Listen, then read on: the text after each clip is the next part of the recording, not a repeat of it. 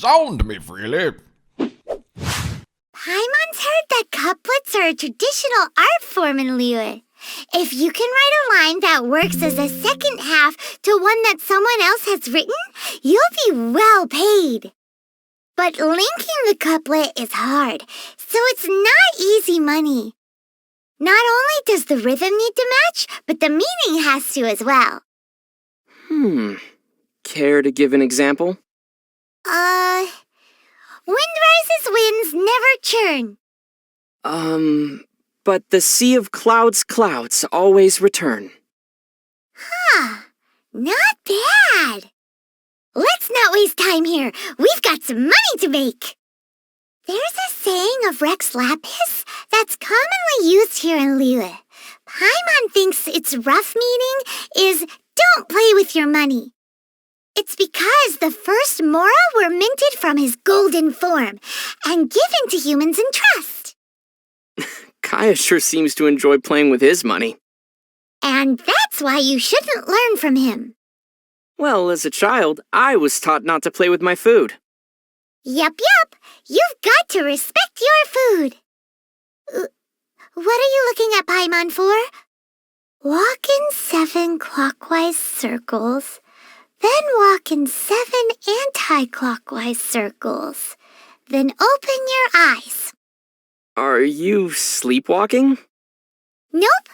Paimon is just trying to see if that antique shop from Heart's Desire actually exists.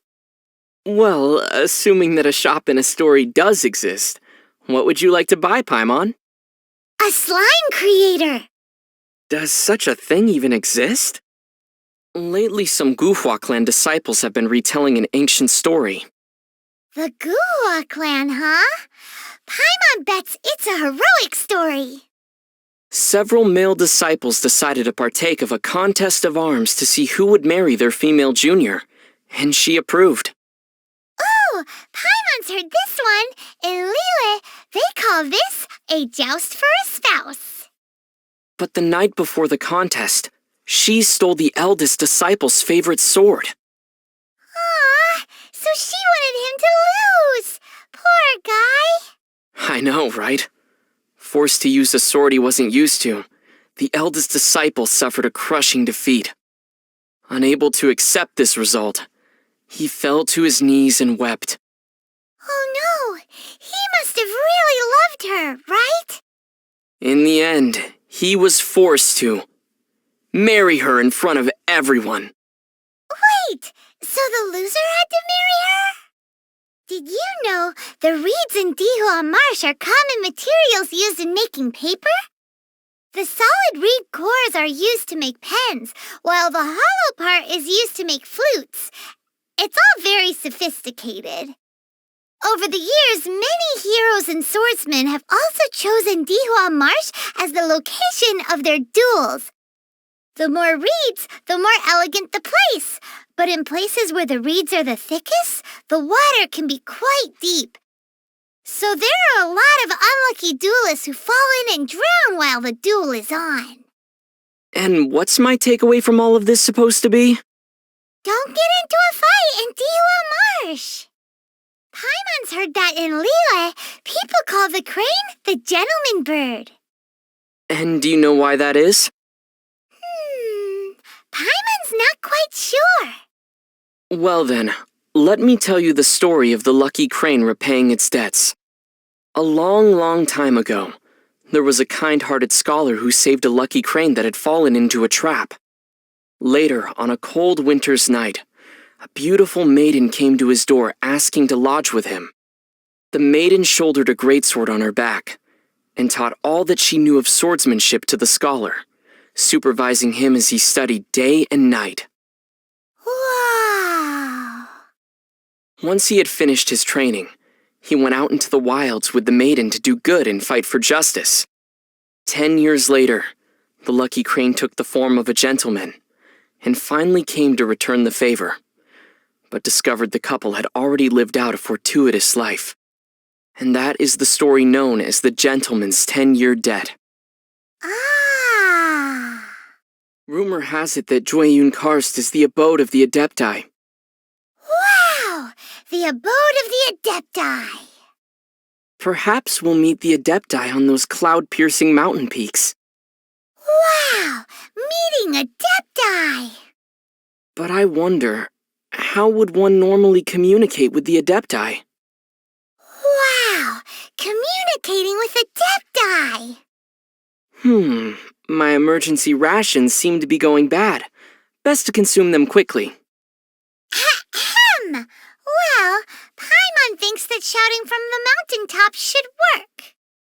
That seems more like a way of getting the attention of a hilly churl rather than an Adeptus. To think that the Geo-Archon had signed a contract with the Cryo-Archon. I wonder what the contents of their agreement were. Paimon doesn't care who you are. Making a deal with the Tsaritsa is super dangerous. Be that as it may. Since Morax is the god who understands the basis of contracts the best, he's definitely given this some thought. Well, that's true. Morax himself called it the contract to end all contracts. I trust that we will witness the truth and its denouement play out.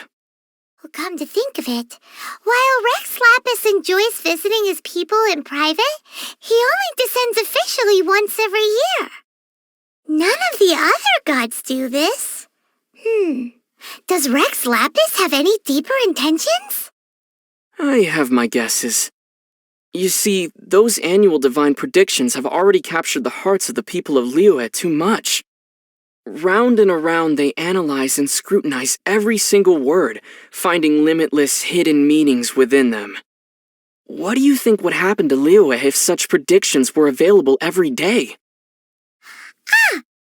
Paimon gets it now. Paimon would be offering Rex Lapis's favorite snacks to him every day.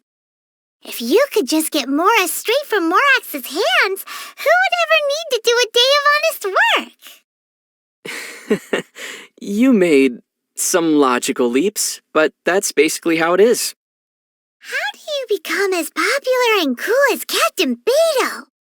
With enough experience? Paimon's already seen lots of things from adventuring together with you. One also needs to experience trials and setbacks. Paimon almost drowned that one time. Maintain an inspirational disposition.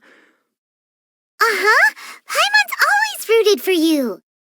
One must also have a mature outlook towards problems. Hey, are you just trying to say that Paimon can't make it? How does a person become as super rich as Lady Ningguang? Is that the only impression she gives you? Riches? Well, there's the huge jade chamber too.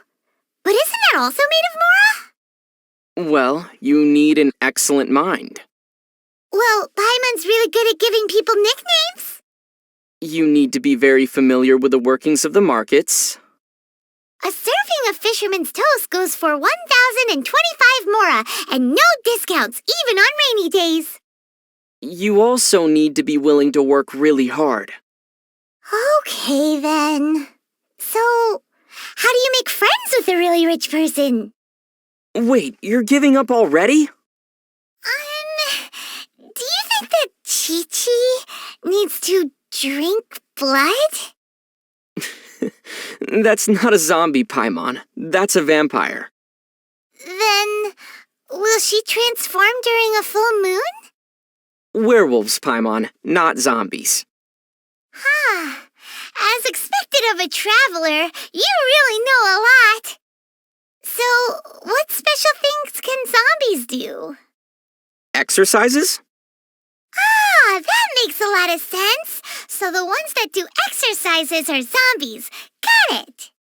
People say that if you put a star conch close to your ear, you can hear the whispers of the ocean. Do you want to give it a go, Paimon? No need. Paimon just heard it. Oh? And what did the ocean say? The ocean said that it's time to eat, so let's go. Paimon wants some fisherman's toast. Liyue's cuisine is very different from that of Mondstadt. For example, you can hardly find spicy fried dishes anywhere in Mondstadt. That's why they say climate creates cuisine, you know? But wait, why do all of Tevat's slimes taste the same then? That's because you only know one way of cooking them.